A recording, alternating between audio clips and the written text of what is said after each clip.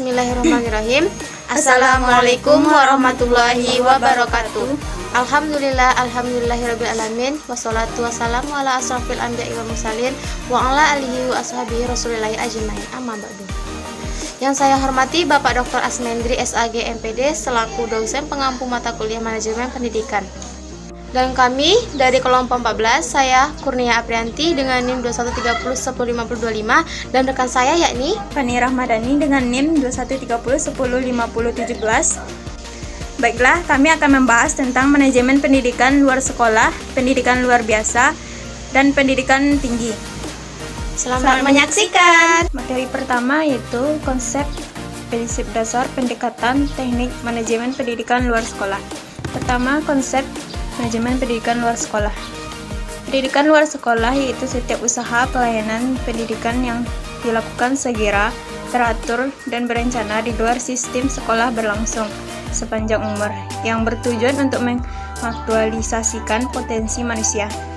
Manajemen pendidikan luar sekolah atau PLS memberikan suatu pembekalan terkait pengelolaan fungsi-fungsi ilmu manajemen dalam program pendidikan luar sekolah yang diharapkan dapat berjalan efektif dan efisien.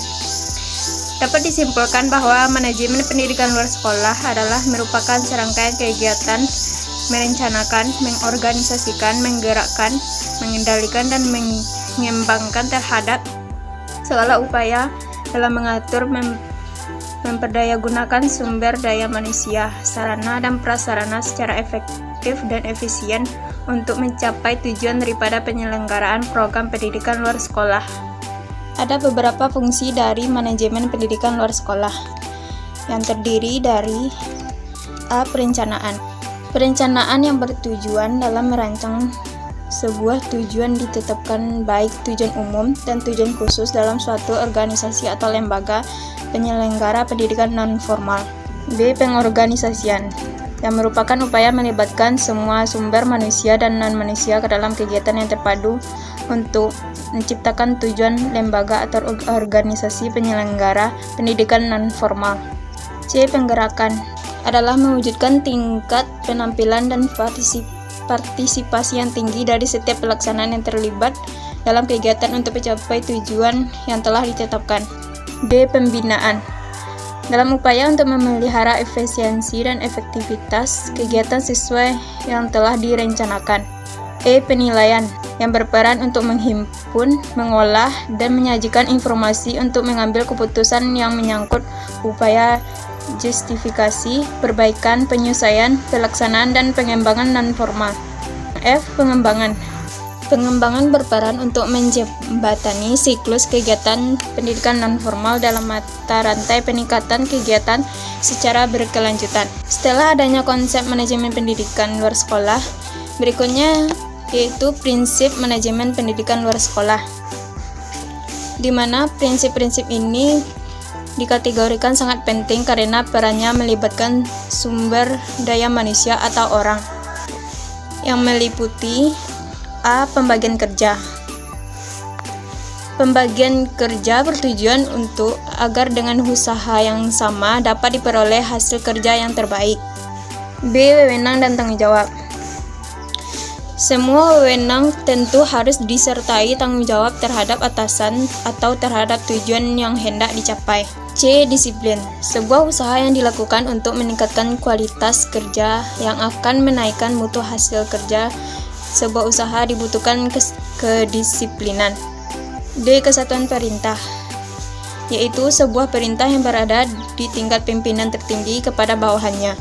E. Pengarahan, walaupun dalam organisasi selalu terdiri dari berbagai bidang, wewenang dan tanggung jawab seluruh pelaksanaan kegiatan diarahkan pada satu tujuan organisasi. F. Meletakkan kepentingan perseorangan di bawah kepentingan umum, di mana ini berkaitan dengan kepentingan organisasi yang harusnya didahulukan. G. Balasan atau imbalan.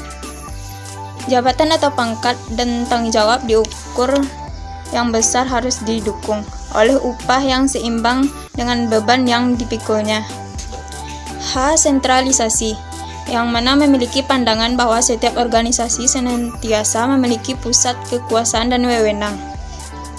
Kemudian rantai berkala atau hierarki, di mana prinsip ini penyaluran perintah dan wewenang sesuai dengan kapasitas dan wewenangnya. Selanjutnya order atau susunan, di mana ini menempatkan karyawan di dalam organisasi atau perusahaan yang seharusnya berlaku untuk penempatan orang sesuai keahliannya. Kemudian prinsip keadilan. Prinsip ini berarti sama rata dan sama rasa karena organisasi terdapat pangkat dan jabatan yang berbeda. Kemudian prinsip stabilitas staf organisasi yang mencakup situasi perusahaan yang membuat para karyawannya merasa nyaman dalam bekerja dan selalu berprestasi. Kemudian prinsip inisiatif bermaksud manajer harus memberikan dorongan kepada seluruh bawahannya untuk berinisiatif. Selanjutnya, prinsip esprit de corps atau azas kesatuan. Prinsip ini bertitik pada kesatuan visi dan visi. Kemudian, adapun prinsip-prinsip manajemen pendidikan yang umum pada dasarnya, yaitu pertama ada prinsip efisiensi dan efektivitas. Kedua, prinsip pengelolaan. Ketiga, prinsip pengutamaan tugas pengelolaan. Keempat, prinsip kepemimpinan yang efektif. Yang kelima, prinsip kerjasama. Kemudian, pendekatan manajemen pendidikan luar sekolah yang terbagi atas dua hal. Pendekatan yang ditinjau dari segi sasaran yang terdiri dari dua pendekatan, yakni pendekatan mentalistik dan pendekatan kondisional. Lalu dari segi pelaksanaan, pendekatan yang dapat dilakukan yaitu pendekatan memaksa, menyesuaikan, mendorong, dan pendekatan pembelajaran, di mana dalam teknik belajar dan mengajarnya dapat digunakan pendekatan partisipasi. Berikutnya itu konsep, prinsip dasar, pendekatan, dan teknik pendidikan luar biasa. Pembahasan yang pertama, konsep manajemen pendidikan luar biasa. Istilah manajemen pendidikan luar biasa disebut juga manajemen pendidikan khusus, yaitu manajemen sekolah yang dimana pelaksanaan pembelajarannya khusus anak yang berkebutuhan khusus. Penanganan yang disesuaikan dengan kondisi anak bertujuan untuk meningkatkan kemampuan yang dimiliki oleh masing-masing siswa yang autis atau berkebutuhan khusus. Keadaan siswa autis yang unik dan berbeda dengan siswa reguler pada umumnya menyebabkan penanganan memerlukan cara yang khusus. Begitu pula dalam memanajemenkan pendidikannya. Prinsip-prinsip manajemen pendidikan luar biasa yang dapat dilakukan, pertama yaitu zero reject atau tidak menolak orang yang memiliki kebutuhan khusus. Yang kedua ada less restrictive environment, yang dimana bermaksud tidak membatasi seseorang yang berkebutuhan khusus. Yang ketiga, non-discriminatory identification dan evaluation, yang tidak melakukan identifikasi diskriminatif dan evaluasi kepada seseorang yang berkebutuhan khusus. Yang keempat yaitu free atau appropriate public education. Yang kelima itu parent and student participation and shared decision making, di mana orang tua dan peserta didik ikut berpartisipasi dalam pengambilan keputusan bersama. Terakhir prinsipnya yaitu due process safeguard, di mana melakukan proses dan perlindungan keamanan kepada mereka. Dengan begitu, maka akan termanajemenlah suatu pendidikan luar biasa yang terlaksana dengan baik tanpa ada paksaan dan tekanan. 3. Pendekatan dari teknik manajemen pendidikan luar biasa. Anak berkebutuhan khusus merupakan anak yang memerlukan pendidikan dan layanan khusus mengembangkan potensi diri dari sang anak. Anak luar biasa dapat disebut juga dengan anak berkebutuhan khusus sebab dalam rangka memenuhi kebutuhan hidupnya, mereka membutuhkan bantuan pendidikan dan layanan yang khusus seperti layanan pendidikan, layanan sosial, layanan bimbingan dan konseling, serta berbagai jenis layanan bersifat khusus. Teknik dan pendekatan yang dapat dilakukan dalam pendidikan luar biasa adalah mengajak si anak berkomunikasi agar tidak malu dan dapat menumbuhkan rasa percaya diri si anak, melakukan analisa tugas pada mereka, berinstruksi langsung kepada orang yang berkebutuhan khusus, dan melakukan pembelajaran yang komparatif. Dengan melakukan pendekatan kepada seseorang yang berkebutuhan khusus, maka kita akan memenuhi potensi yang ada pada dirinya sehingga kita dapat memberikan pendidikan yang tepat untuk mereka. Yang C. Konsep prinsip dasar pendidikan dan teknik manajemen pendidikan tinggi. Pendidikan tinggi adalah kelanjutan pendidikan menengah yang diselenggarakan untuk menyiapkan potensi yang dimiliki peserta didik dalam menjaga anggota masyarakat yang memiliki kemampuan dalam akademik maupun non-akademik dan profesional dalam menerapkannya, mengembangkan dan menciptakan ilmu pengetahuan serta teknologi dan kesenian.